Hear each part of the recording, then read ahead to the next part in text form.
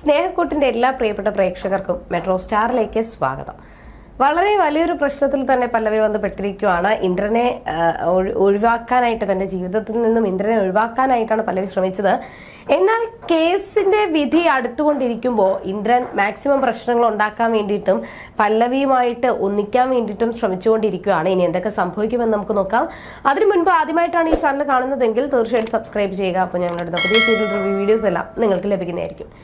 അങ്ങനെ പ്രശ്നങ്ങളെല്ലാം അവസാനിക്കാൻ വേണ്ടിയിട്ട് പോകുവാണ് എന്നൊക്കെ ചിന്തിച്ചിട്ട് ഇരിക്കുന്ന സമയത്തായിരുന്നു വീണ്ടും പല്ലവിക്ക് അടുത്ത ഒരു പ്രശ്നത്തിന്റെ തുടക്കം കുറിക്കുന്നത്.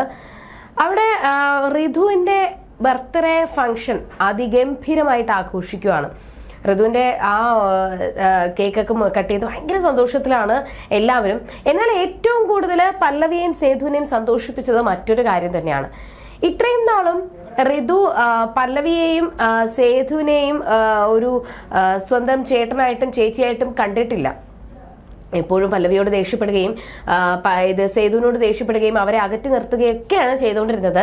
എന്നാൽ ഇന്ന് അവിടെ ഭയങ്കര ഒരു മാറ്റം തന്നെയാണ് ഋതുവിൽ സംഭവിച്ചത്.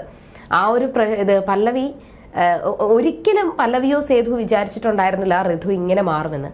കേക്കൊക്കെ കട്ട് ചെയ്യുന്നതിന് മുന്നേ തന്നെ എല്ലാവരും ഗിഫ്റ്റ് കൊടുത്തു. അപ്പോൾ സ്വാതി ഋതുവിന് ഗിഫ്റ്റ് കൊടുത്തു. അതിനുശേഷം അച്ചു ഹരിയും കൂടി ചേർന്നിട്ട് വലിയൊരു ഗിഫ്റ്റ് കൊടുത്തു.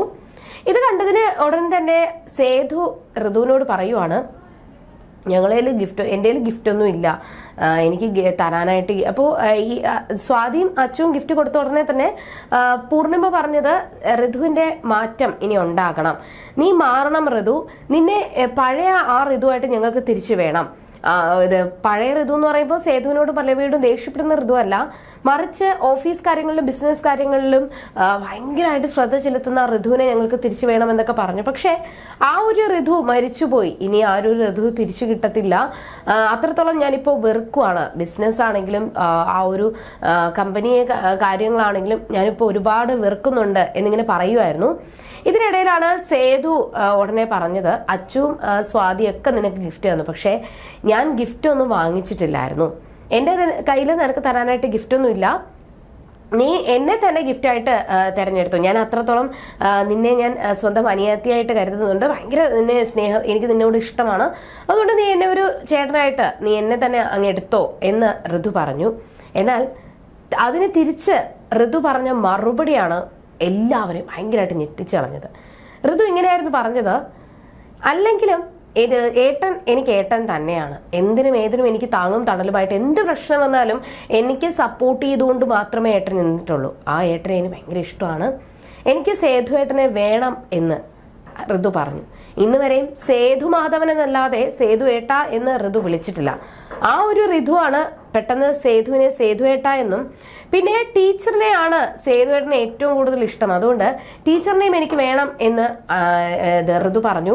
ടീച്ചറൊന്നും വിളിച്ചിട്ടില്ല, പല്ലവിന്ന് മാത്രം വിളിച്ച ഋതു ഇപ്പോൾ ടീച്ചർ എന്ന് മുഴുവനായിട്ട് വിളിക്കുകയും സേതുവിനെയും പല്ലവിയെയും സ്നേഹിക്കുന്നതൊക്കെ കണ്ടപ്പോൾ എല്ലാവർക്കും ഭയങ്കര ഒരു അത്ഭുതവും സന്തോഷവും തോന്നി. അങ്ങനെ കേക്കൊക്കെ കട്ട് ചെയ്തു, ഭയങ്കര ഹാപ്പി ആയിരുന്നു. എന്നാൽ ഇതിനിടയിലാണ് ശോഭ രാവിലെ അടുക്കളയിൽ ജോലി ചെയ്യാനായിട്ട് തുടങ്ങിയ സമയത്ത് തൂത്തുവാരിക്കൊണ്ടിരുന്നപ്പോൾ ഒരു ആള് സോഫയിൽ കിടക്കുന്നത് കണ്ടത്. ഓടിപ്പോയി നോക്കി. ആദ്യം എല്ലാവരെയും വിളിച്ചു കൂട്ടി. ശോഭ ശബ്ദം വെച്ചു. മാഷും പിന്നെ വിശ്വനും എല്ലാവരും, പാറും എല്ലാവരും ഓടിയെത്തി. ഒപ്പം തന്നെ വിശ്വന്റെ അമ്മയും ഉണ്ടായിരുന്നു. വന്ന ഉടനെ തന്നെ ഇത് ആരാണ് കിടക്കുന്നതെന്ന് പറഞ്ഞ് പുതപ്പ് മാറ്റി നോക്കിയപ്പോഴാണ് ഇന്ദ്രനെ കണ്ട ഉടനെ തന്നെ വീട്ടിൽ നിന്ന് ഇറങ്ങിപ്പോകാനും, നിന്നോട് ആരാ ഈ വീട്ടിനകത്ത് കയറാൻ പറഞ്ഞത്, നീ എങ്ങനെ വീടിനകത്ത് കയറി എന്നൊക്കെ ചോദ്യങ്ങൾ വന്നു.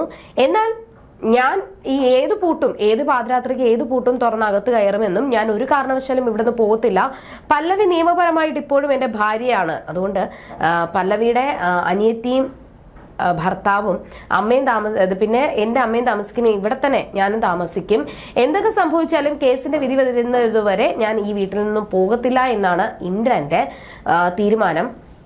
ഒരുപാട് വട്ടം ഇന്ദ്രനെ ഇറക്കി വിടാനായിട്ട് ശ്രമിച്ചുവെങ്കിലും നടന്നില്ല.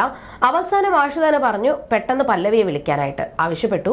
കുറച്ച് കഴിഞ്ഞ് പല്ലവി വന്നു. പല്ലവിയും സേതുവും ഒരുപാട് ഇന്ദ്രനെ ഇറക്കി വിടാനായിട്ട് ശ്രമിച്ചു, പക്ഷെ നടന്നില്ല.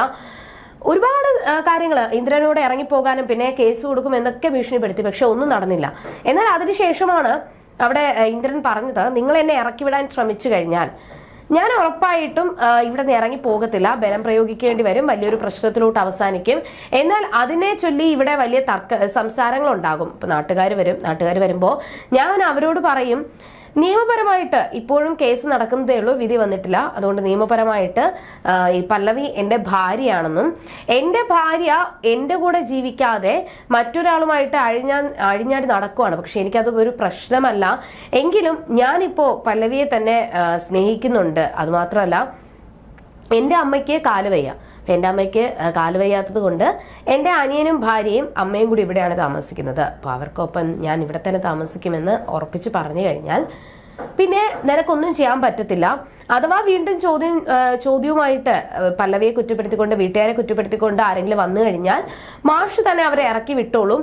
അത് പിന്നെ അവസാനം മാഷിന്റെയും കുടുംബത്തിന്റെയും നാണം കെടാനുള്ള ഒരു സംഭവത്തിലോട്ടായിരിക്കും അവസാനം ചെന്നെത്തുന്നത് എന്ന് ഇന്ദ്രൻ പറഞ്ഞപ്പോൾ അതൊക്കെ കേട്ടിട്ട് ഭയങ്കര ഒരു ടെൻഷനായി മാഷിന്. അങ്ങനെ നീ എന്താന്ന് വെച്ചാൽ ചെയ്യും, നീ ഇവിടെ കിടന്ന് ജീവിച്ചോ, ഞങ്ങൾക്ക് ഒരു പ്രശ്നമില്ല എന്ന് പറഞ്ഞ ദേഷ്യത്തോടു കൂടി മാഷ് അകത്തോട്ട് കയറിപ്പോയി. എന്നാൽ ആ ഒരു സംസാരത്തോടു കൂടി തന്നെ പല്ലവിക്ക് മനസ്സിലായി തനിക്കൊന്നും ചെയ്യാൻ പറ്റത്തില്ല. കാരണം ഇന്ദ്രൻ ഇപ്പോ അഥവാ ഇന്ദ്രനെ ഇറക്കി വിടാൻ ശ്രമിച്ചു കഴിഞ്ഞാൽ നാണം കെടുത്തുന്ന പ്രവർത്തികളായിരിക്കും ഇന്ദ്രൻ ചെയ്യാൻ പോകുന്നത്. ഇനി ഒരു വഴിയുമില്ല എന്ന് മനസ്സിലാക്കിയിട്ട് എല്ലാവരും അകത്തോട്ട് കയറിപ്പോയി. പക്ഷേ അവിടെ അപ്പോഴും ഇന്ദ്രൻ പറഞ്ഞത്, പല്ലവി എൻ്റെ പെൺകുട്ടിയാണ്, എൻ്റെ ഭാര്യയാണ് പല്ലവി, അങ്ങനെയുള്ള അവളെ ഞാൻ ഒരിക്കലും വിട്ടുകൊടുക്കത്തില്ല, നിനക്ക് ഞാൻ വിട്ടുതരത്തില്ല എന്ന് വെല്ലുവിളിക്കുവാണ്. പക്ഷേ ഇതെല്ലാം വെല്ലുവിളി മാത്രമാണ്. ഉടൻ തന്നെ ഇന്ദ്രനെ ഇറക്കി വിടും എന്നുള്ള ഒരു വാശിയിൽ തന്നെയാണ് പല്ലവിയും.